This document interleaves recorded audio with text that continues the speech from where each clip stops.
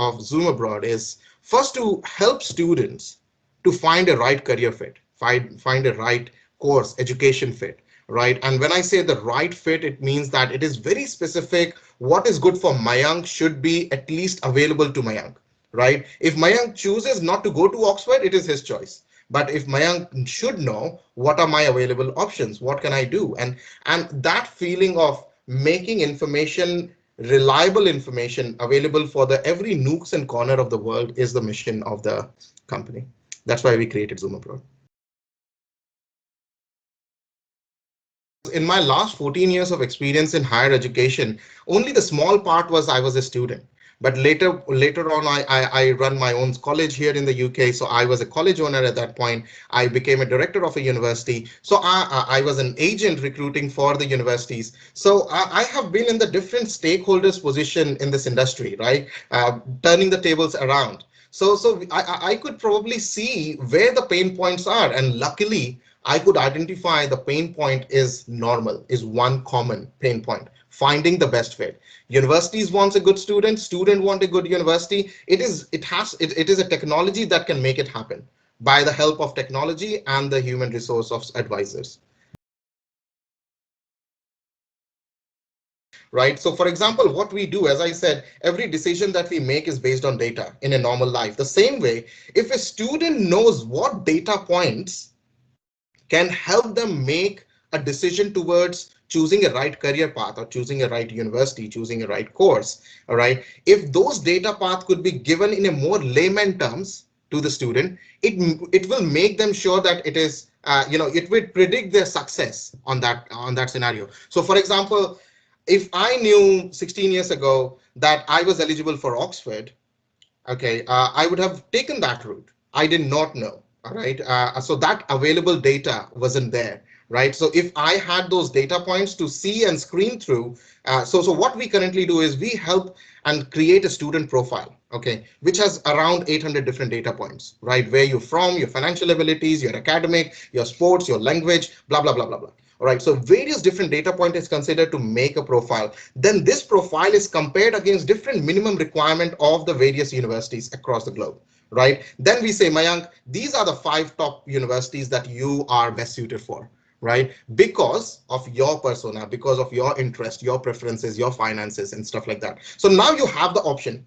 The second, what we do is, this is again quite interesting. Then we predict your success onto that based on previously successful Mayanks, right? So the previously similar profile of like Mayanks, we say that if these people very similar to you, they did these paths and they could succeed, very likely that you can succeed as well. So this is, that's what I say, it is the tip of the iceberg. We do not know how accurate as of today. We started with 55% success rate of the student. Today we stand at 99.4% success rate. It means every student who applies through Zoom Abroad is 99.4% times, be sure to get an offer letter, be sure to get a visa, right? So we use this data point to make sure the possibility of success is enhanced, right? That's why we are going slowly, but we are going steadily, right? Towards getting this accuracy properly, and again, to enhance the whole experience of the student and the university. So university is a very important element of this algorithm, right? In this equation. So unless the university get benefited, you students cannot get benefited, right? It is a husband-wife relationship, pretty much, between university and student. Yeah. So that is where the support services comes along, right? So when a student comes to me and say that I want to study in the UK, and I see that there is a visa risk, my system is telling you it's a high visa risk student, and we get into it because of the finances, because of the English. We say student, okay, these are the support services that we can provide that would probably make sure that you would succeed. So end of the day, this game is to predict success, to make sure you have a predictable success, right? And to know success, you need to identify the weak points, and this is how you identify the risks or the weaker points. So regarding the support services, if I may ask, like, could you just little brief on that what support services a particular student can get through which Yeah. He or can increase his or her chances of getting into a dream university or such? Yes. So one of the major support service is what we provide is the counseling. And when I say counseling, it should not be considered with other an industry known agency selling, right? Selling brokerage agency is a separate thing, and advisor and counseling is a separate thing. It is unfortunately mingled, and it is tangled in between, right? So Exactly. the important part is the counseling and mentoring of the student. First of all, listening to you what you want, listening in terms of data, of course, reading it out in terms of data, and understanding what you want, your preferences, matching that, identify the needs, and then support. And now, what is this support? This could be support in improvising your English standards. It could be a support of, you want to go to Oxford and Cambridge elite 24 universities, Russell Group universities. We need to work on your profile building. So many students from your 10th standard, 11th standard are enrolling with us on their elite 24 program, because their parents want their kids to go into the top elite university. So they start preparation 2 years ago, right? And in that scenario, we help and advise them with their SAT, GRE, IELTS. It's not that we train them, but then we have our providers who would provide that support with us in terms of that. So we are a provider network, and then we help our vendors to help out the student in that scenario. So the same comes to scholarship support, the same comes to bank loan support. If you need visa assistance, you need interview preparation, you need currency transformation, you need accommodation support, you need whatnot, like there's the insurance, GP, whatever, right? So there is a immense amount. So because this sales cycle, this nurturing of the student is around 3 to 6 months long, right? And the student, being student, want to speak to you every single day, right?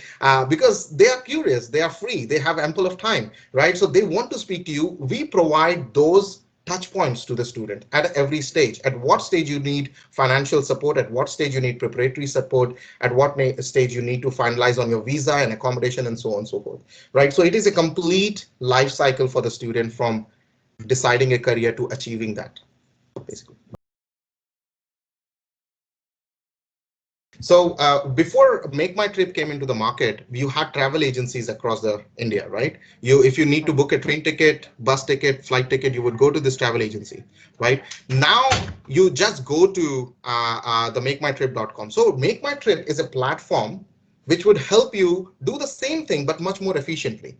Exactly the same way. There are numerous travel agents in this scenario. There are numerous agencies, visa consultants, and agency. I'm not saying they're good or bad. They are what they are, right? But what we provide is a platform which is more trusted, more efficient, and more promising in terms of your success, right? So you get better deals here if you compare it with Make My Trip. Let me give you another example of Uber, right? Before Uber came in, there were different cab companies. In India, there were like auto associations and taxi companies and blah, blah, blah. In different countries, there are different cab companies who would run in a different way. The same way the agencies in India today run in this market, right? Since Uber came in, Uber just provided a platform for the riders and drivers to come in. The same way we provide access to the students and the top advisors to come in, right? So, and these advisors use technology and use their human intelligence to help the student out all the way through the process. So it is a blend of technology and human interface. So it's regarding your future plans regarding the Zoom abroad, as you've already explained the services, what services you're providing and how you're catering to the students, which is really phenomenal. So where would you see that would be the future of Zoom abroad, and what are your future plans if you're comfortable sharing?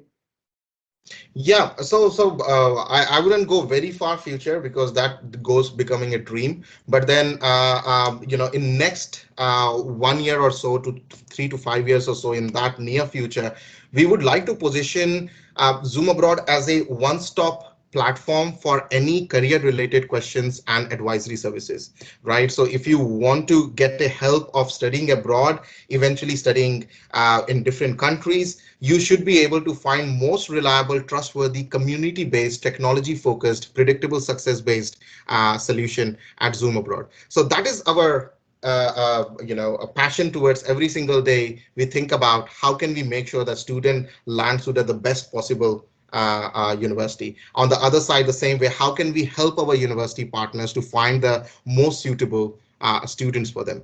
So that is where we would like to reach in close future. Like, thank you, Abhishek. It was wonderful talking to you. It's an amazing interview, and I think I wish all the best to Zoom abroad.